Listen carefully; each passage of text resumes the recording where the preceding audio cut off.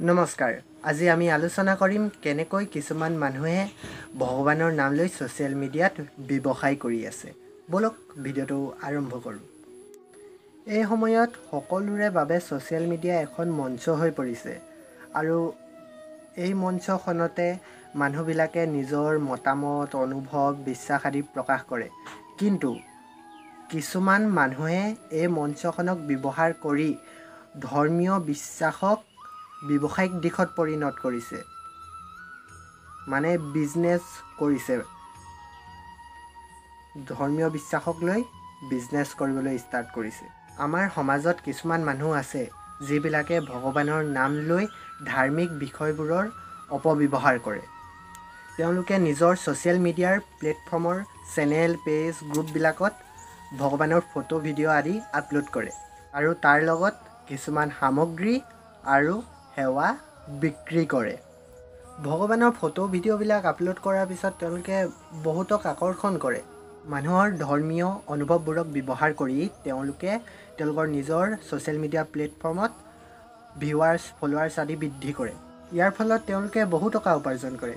তাৰোপৰি ভিডিঅ'বিলাকৰ মাজত এডভাৰটাইজবিলাক দেখুৱায় আৰু প্ৰডাক্টবিলাক বিক্ৰী কৰি তেওঁলোকে আৰু বহুত টকা উপাৰ্জন কৰে।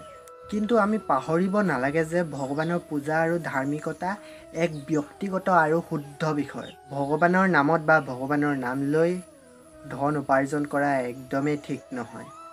আমি সকলো সচেতন হ'ব লাগে আৰু এইবিলাক ব্যক্তি আৰু কাৰ্যকলাপৰ পৰা আমি বাচি থাকিব লাগে।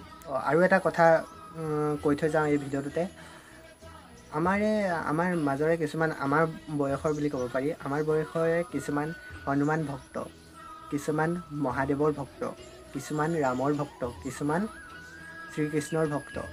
তেওঁলোকে যদি কিবা ইনষ্টাগ্ৰাম হওক, ইউটিউব হওক বা বেলেগ প্লেটফৰ্মত হওক, তেওঁলোকে ভিডিঅ'বিলাক পায় আৰু ভিডিঅ'বিলাক শ্বেয়াৰ কৰে যে মই মহাদেৱৰ ভক্ত, জয় শ্ৰীৰাম, সেনেকৈ কৰি পিনে ভিডিঅ'বিলাক ষ্টেটাছ লগায়, হোৱাটছএপত ষ্টেটাছ লগায়, ইনষ্টাগ্ৰামত ষ্টৰি লগায়, সেইখন কৰি থাকে।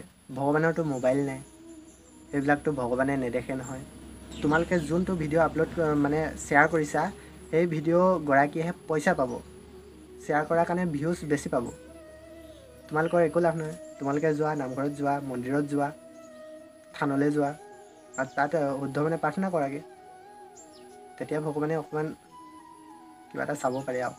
আশা কৰোঁ ভিডিঅ'টো ভাল পালে চাই, যদি ভাল পালে লাইক এটা কৰি দিব, শ্বেয়াৰ কৰি দিব, লগতে চেনেলটো ছাবস্ক্ৰাইব কৰিবলৈ নাপাহৰিব। আৰু এই ভিডিঅ'টোৰ পৰা কি শিকিবলৈ পালে বা কি গম পালে কমেণ্ট এটা কৰি নিশ্চয় জনাব। ধন্যবাদ।